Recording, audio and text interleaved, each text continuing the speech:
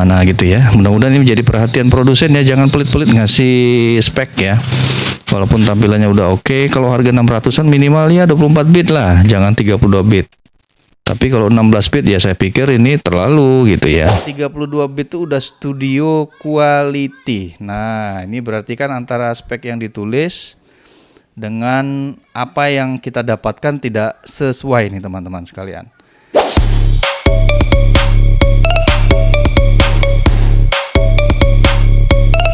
Bismillahirrahmanirrahim. Assalamualaikum warahmatullahi wabarakatuh. Teman-teman sekalian, apa kabar?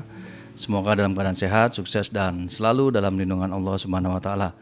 Alhamdulillah, pada kali ini kembali saya akan menyampaikan informasi yang cukup bikin kita penasaran teman-teman sekalian, karena sudah hadir produk soundcard dari Corefly dengan tipe terbaru yaitu KF03 yang dikeluarkan oleh brand Corefly, yang cukup membuat kita penasaran ya, seperti apa kualitas, kemudian seperti apa spesifikasinya, dan apakah sesuai dengan ekspektasi kita.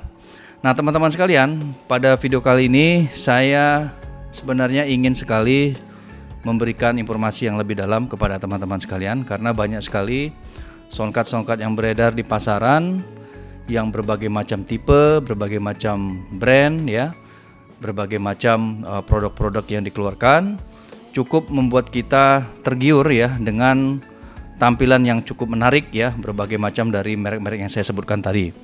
Nah, namun perlu diketahui teman-teman sekalian, tidak semua soundcard tersebut dengan variasi harga yang mulai dari yang 1 jutaan ya, kemudian di bawahnya ada yang 500 ya, 400, 300, 200, bahkan yang paling murah ada yang di bawah 100 ribu. Itu semuanya ternyata kualitasnya sama teman-teman sekalian untuk recording ya, ataupun kita live streaming, yaitu sebesar 16 bit. Nah, saya ingin sekali, kenapa ini saya ingin melihat dari sisi Corefly, karena disebutkan di spesifikasinya ada 32 bit dia kualitasnya.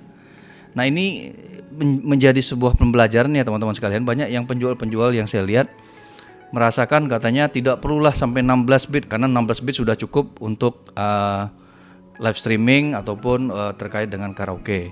Nah, namun bagi saya teman-teman sekalian, ini penting karena ini adalah memberikan kualitas suara yang baik ya, terutama bagi konten kreator atau bagi teman-teman yang suka merekam, baik itu dari suara maupun musik, atau membuat konten-konten yang lebih berkualitas teman-teman sekalian.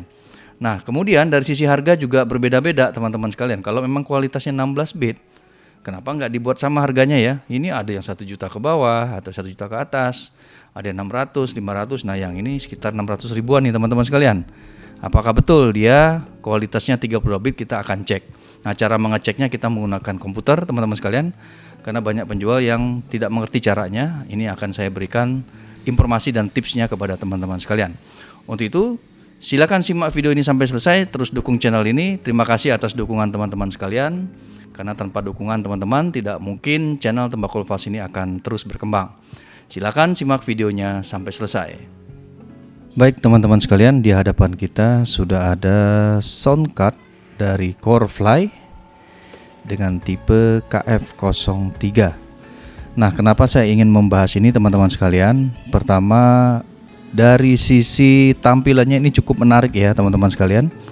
Dan ini merupakan brand baru yang hadir di Indonesia dan cukup mendapatkan perhatian ya dari para pecinta audio, terutama yang suka live streaming, karaoke ataupun cover lagu dan sebagainya. Nah, di sini teman-teman sekalian, saya juga melihat harganya juga ini sedikit di atas dari harga rata-rata soundcard yang beredar. Nah, saya mendapatkan informasi dari penjualnya bahwa ini sudah berkualitas 32 bit ya, yang rata-rata di soundcard biasa itu sudah 16 bit.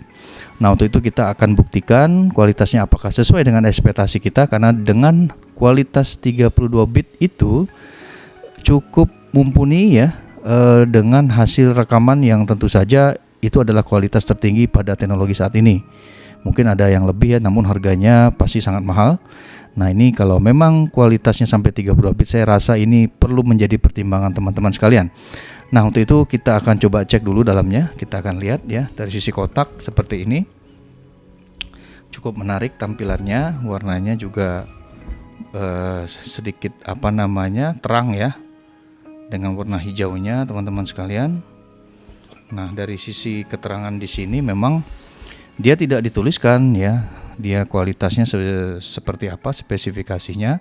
Ini masih umum-umum saja ya, dengan berat kurang lebih 566 gram ya, dengan baterai 3000 mAh. Nah, ini cukup besar ya baterainya dari sisi baterai.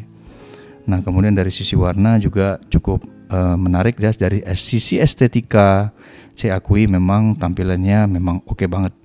Baik teman-teman, kita langsung aja ya, kita buka isinya. Teman-teman silakan baca untuk interface detail, kemudian dari analog specification-nya ya. Baik, kita lihat dulu isinya seperti apa. Nah, ini harganya teman-teman sekitar 600 ribuan ya. Kalau beli di Shopee mungkin bisa didapat diskon ya, atau di Tokopedia. Nah, ini sekitar itu harga yang saya dapatkan. Kemudian isinya ini ada kabel-kabel cukup lengkap. Saya lihat di sini dapat kabel Corefly, merek Corefly untuk iPhone ya. Untuk iPhone ya, Type C to iPhone. Oke, kemudian dapat juga Type C to Type C. Nah, ini untuk recording ke HP nih teman-teman sekalian. Jadi kita nggak perlu lagi konverter lagi ya untuk OTG, cukup pakai Type C to Type C sudah ada. Kemudian ini Type C to USB atau USB to Type C. Ini mungkin untuk charger ya, ke charger handphone. Kemudian kita dapat dua kabel audio ini untuk live nih sebenarnya teman-teman, masih dipakai rupanya karena ada lubang 3,5 mili yang bisa kita sambungkan ke handphone ya, dengan 3 line jalur audionya. Nah, ini biasanya digunakan untuk live. Oke teman-teman sekalian, jadi ada dua cara ya untuk live ya, bisa pakai kabel ini atau pakai kabel Type C to Type C yang sudah support OTG di smartphone teman-teman sekalian. Ya, di sini ada user manual, cara penggunaannya. Nah, saya ingin menunjukkan teman-teman ya bahwa dia ditulis spesifikasinya 32 bit loh. Makanya saya penasaran banget kenapa ini sampling rate-nya itu bisa sampai 32 bit 44,1 kHz ya. Dynamic range-nya ini luar biasa loh teman-teman. Kalau sampling rate-nya sebenarnya kalau memang benar ini 32 bit luar biasa. Ini menjadi referensi teman-teman ya kalau memang betul nih teman-teman sekalian, karena di speknya ditulis seperti ini, dan tentu saja ini ada di brand-brand mahal nih teman-teman. Nah, ini cuma 600 ribuan. Nah, kita akan uji apakah betul sesuai dengan yang ditulis. Oke, ini kertas apa nih, QC. Nah, sekarang kita cek unitnya.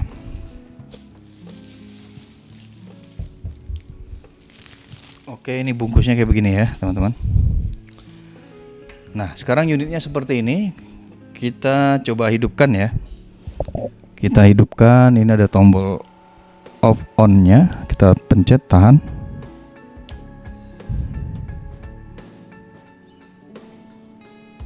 Nah, seperti inilah ya tampilannya, luar biasa. Kalau dari estetika ini wah cakep banget nih teman-teman. Kalau estetika ya. Memang kalau songket-songket sekarang itu kalau secara tampilan tuh luar biasa ya teman-teman sekalian ya, cukup menarik gitu dan bikin kita ngiler gitu kalau untuk ngelihat soundcard sekeren ini tampilannya. Nah, ini dari sisi bahan ini dari plastik semua ya, tombol-tombolnya juga plastik. Saya pikir kalau dari sisi bahan kurang lebih sama dengan soundcard yang lain ya. Kemudian tombol-tombolnya ini dari karet. Ini juga plastik tombol gesernya. Kemudian ini di tampilan belakangnya ada untuk phantom power sebelah kiri, paling kiri. Kemudian untuk mikrofon dinamik ya, ataupun dari untuk instrumen gitu, ada lubang 6,5 mili, jack 6,5 mili atau jack Akai. Kemudian dilengkapi dengan lubang mikrofon 3,5 mili. Kemudian ini ada output suara ya 3,5 mili. Ada dua nih teman-teman untuk headphone ya, jadi bisa untuk dua headphone ini. Kemudian ini juga ada untuk headset ya. Kemudian ada accompaniment ya untuk line in juga. Kemudian ini ada untuk live streaming ini. Nah ini yang saya bilang tadi ada 2 kabel TRRS yang ada 2, yang ada 3 line yang ukuran 3,5 mili untuk live. Nah ini OTG untuk yang ke smartphone, ke iPhone atau ke PC atau ke laptop. Nah ini untuk charger. Nah di bawahnya teman-teman bisa kita lihat Mobile Computer Universal Sound Card ya. Jadi di sini dijelaskan wireless Bluetooth ya. Ini sudah versi Bluetooth 5.0 ya. Oke, seperti itu teman-teman, silahkan. Kemudian ada huruf timbul di bawahnya, Sound Card Professional Audio Original Design Live. Oke. Jadi seperti itu teman-teman ya. Kalau tampilannya oke banget ya, ada bermacam-macam warna lampunya. Nah teman-teman bisa lihat ya, secara estetika oke banget nih teman-teman ya. 600 ribuan ya harganya. Nah biar kita tidak penasaran teman-teman sekalian, saya ingin menguji apakah betul ini sudah sampai ke kualitas 32 bit seperti yang ditulis atau yang disampaikan oleh si penjual ya. Nah teman-teman sekalian, kalau menurut saya kalau dia 32 bit ini saya recommended banget ya. Tapi kita buktikan dulu apakah betul dia berkualitas seperti yang disampaikan. Kita perlu uji pakai komputer ya. Nah cara pengujiannya kita butuh kabel USB ya. USB ya, seperti ini teman-teman. Mudah-mudahan ini bisa terdetek ya. Kalau nggak terdetek kita pakai kabel handphone yang original ya. Ini kita colok ke OTG-nya ya, seperti ini. Lalu kita hubungkan ke komputer dan kita coba lihat deteksi drivernya, apakah sesuai dengan ekspektasi kita. Baik teman-teman, caranya ya, waduh saya harus deketin dulu nih, ini biar langsung live langsung kelihatan ya. Ini kita pencet di sound settingnya. Nah kalau dia sudah terdeteksi drivernya, dia harusnya langsung tuh. Nah ini KF03 untuk input ya, ini bisa ke output speaker, juga harusnya ke terdeteksi juga ya. Nah, tapi di sini dia hanya input headset. Oke, kita cek dulu. KF03 apakah kualitasnya 32? Nah, ini dia. Nah, ternyata teman-teman, ini masih 16 bit 44.100 Hz CD quality ya. Kalau 32 bit itu udah studio quality. Nah, ini berarti kan antara spek yang ditulis dengan apa yang kita dapatkan tidak sesuai nih teman-teman sekalian. Nah teman-teman harus paham kenapa dia harganya mahal. Harusnya kita mendapatkan yang lebih dari soundcard yang lain ya. Tapi ternyata Corefly ini hanya menang penampilan kalau menurut saya. Jadi kurang lebih mohon maaf sekali karena saya bela-belain ya untuk mereview ini apa adanya. Jadi memang dia rupanya ya sama aja 16 bit 44.000 atau 44,1 kHz ya. Bahkan soundcard yang pernah dulu saya review harganya 200 ribuan, tipenya S6 kalau nggak salah, itu sudah 48 kHz teman-teman. Ada yang sudah 48 kHz walaupun 16 bit, ini masih 44. Jadi ya tolonglah ya, kalau teman-teman distributor ataupun yang teman-teman yang ingin menjual, mohon jangan sampai salah menyampaikan ya. Walaupun saya tahu di situ untuk ya artinya namanya menjual ya, sebisa mungkin bikin menarik, tapi mohon untuk yang kaitannya dengan spesifikasi betul-betul transparan. Jadi bagi kita yang sudah tahu seperti ini mungkin agak kecewa ya, kita berharap lebih ternyata yang didapatkan tidak sesuai. Ini ya tadi ya 16 bit ya, biasa aja berarti ya. Baik, kita sekarang coba pasang untuk kita tes suaranya dan kita coba untuk karaoke. Baik teman-teman, untuk pemasangan kita kalau ke handphone pakai ini ya, Type C to Type C bawaan dari Corefly. Kalau komputer pakai yang tadi teman-teman ya. Pakai yang USB to Type C atau Type C to USB. Nah, ini kita pasang dulu yang OTG ya, yang OTG. Nah, ini dia. Nah, ini langsung kita pasang ke handphone. Nah, baik teman-teman sekalian, sudah terpasang ya. Ini saya pakai mikrofon dinamik.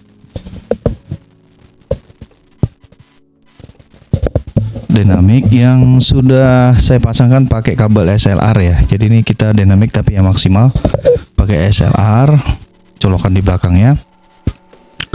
Nah, ini teman-teman sekalian, ini settingan saya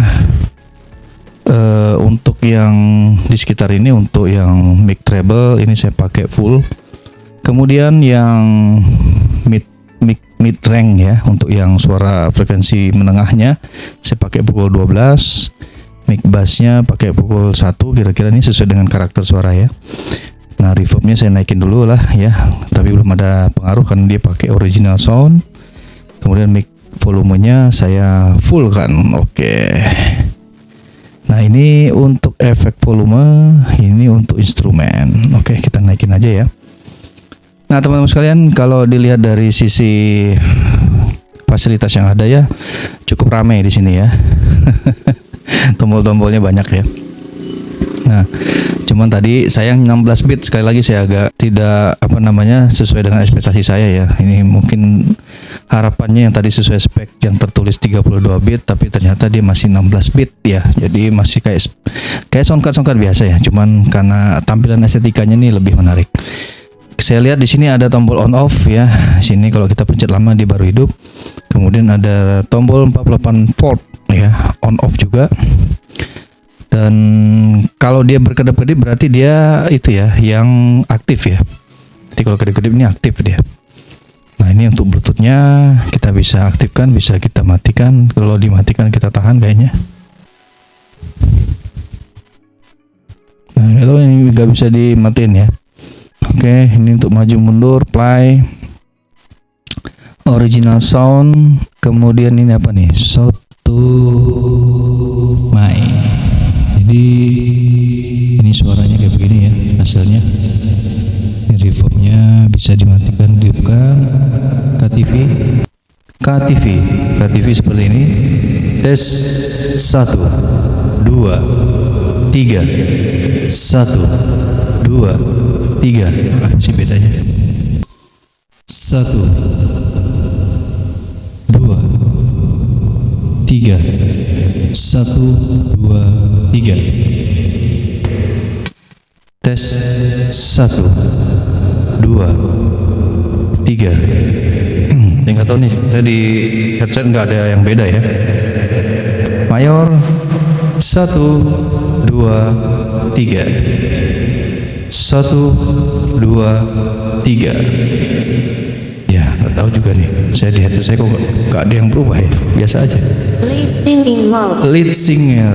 Ini apa sih lead singer ya? Tes 1 2 3. Tes 1 2 3. Accompaniment mode. Tes 1 2 3. Oh, ini ada 3 mode. Eliminate from the original song to the Oke. eliminate lead singing mode. Jadi dia bisa eliminate suara vokal ya. Ada 3 fungsi nih teman-teman. Eliminate from the original song to Jadi the dia bisa mengeliminate suara vokal, kemudian bisa mengeliminate suara vokalnya sementara. Nanti selanjutnya kita bisa mengikuti suara musiknya ya. Ini keterangan yang saya baca ya teman-teman, karena saya khawatir yang saya baca tidak sesuai dengan yang ada di fasilitas ini. Nah, biasa nih kalau barang-barang begini tuh gitu, apa yang ditulis belum tentu itu yang ada ya. Oke, lanjut elektronik musik. Tes 1 2 3. Tes 1 2 3. Tes 1 2 3. Tes 1 2 3. Tes 1 2 3. Tes 1 2 3. Tes 1 2 3. Tes 1 2. Do re mi fa sol. F major. Do re mi fa sol la si do. Ini suara 2 lah ya. do si la sol fa mi re do. Ya oke lah. Ini Mel, tes 1 2 3 1 2 3 ini seperti biasa di songkon-songkon yang lain. Tes 1 2 3 tes 1 2 3 Tes 1 2 3 tes 1 2 3 1 2 3 tes 1 2 3 Turn off internal recording.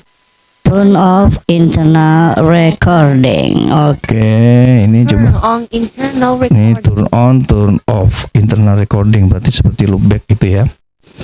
Oke lah teman-teman, ini dots itu kalau ada musik latar kita biasa ya. Suara musiknya akan mengecil sendiri volumenya selama kita berbicara. Nanti kalau kita diam, suara musiknya akan naik lagi otomatis. Kemudian ini apa? Reduce noise. Nah, tes 1 2 3 tes 1 2 3. 1. Nah, ini noise dari luar katanya kalau kita pencet di sini dia harusnya lebih suara dari luar lebih bersih ya, nggak ada masuk ke mic ya. Oke, dots matiin, put inside-nya juga. recording. Turn off ya, oke. Kemudian ini ada suara efek ya, ada 1 2 3 4 5 6 7 8 9 10 11 Jadi ada 8 suara efek yang sudah tersedia, kemudian bisa di customize ada 4.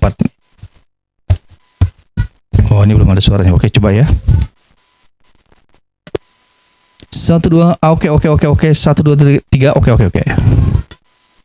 Nah, coba 1 2 oke 1 2 3 oke. Berapa detik ya, coba ya. 1 2 3 4 5 6 7 8 9 10 11 12. Oh, kayaknya sampai 10 atau 11 ya. 1 2 3 4 5 6 7 8 9 10 11.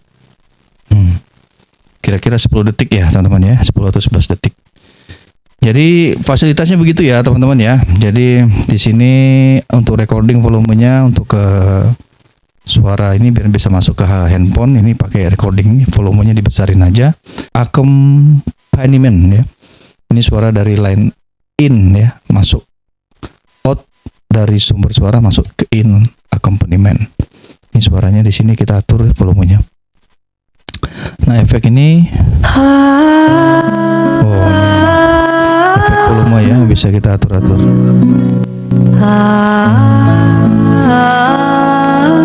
Oke, itu dia.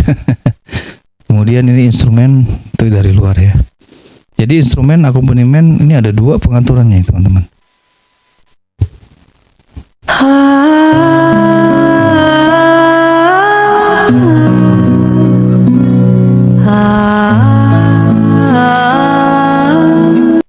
Nah, ini ada 2 ya, instrumen akompanimen, volumenya bisa diatur. Jadi ada 2 sumber input yang bisa diatur. Oke, di instrumen berarti di sini ya. Lubang 3,5 ini instrumen nih. 6,5 nih yang akai. Yang akompanimen itu yang ini ya. Jadi nanti dia ada volume pengaturan akompanimennya sendiri, kemudian untuk yang musikal instrumennya sendiri di sini. Oke ya, jadi ada 2 ya, inilah kelebihannya ya. Saya ketemukan yang tidak ada di soundcard yang lain. Seperti 1 2 3 4 5 udah. Oke teman-teman sekalian, jadi seperti itu ya fasilitas yang ada. Mungkin kita coba karaoke, kita coba dulu ya. KF03 ada ya.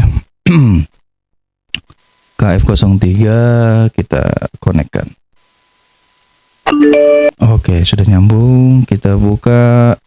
Kita pakai lagu-lagu perjuangan lah biar nggak copyright. Ini indikator jalan nih.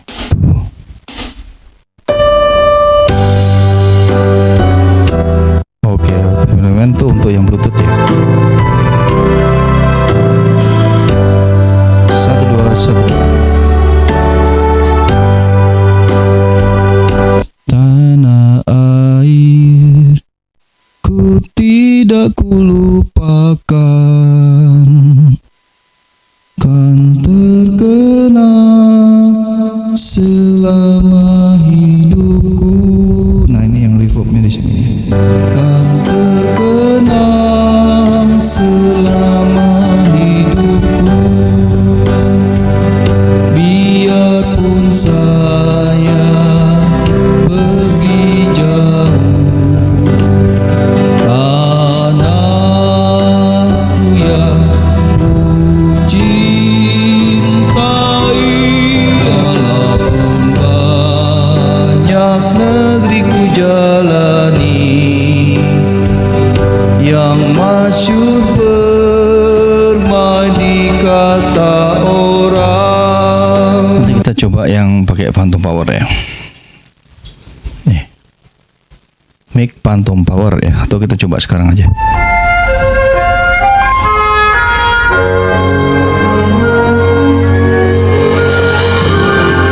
Tes, oke.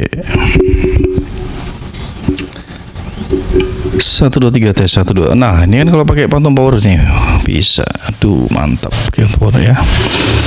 1 2 1 2. Reduce noise-nya hidupin. Nah, kalau pakai reduce noise pakai phantom power, pakai mikrofon kondenser baru terasa sekali. Oke. Oke, nih indikatornya hidup ya.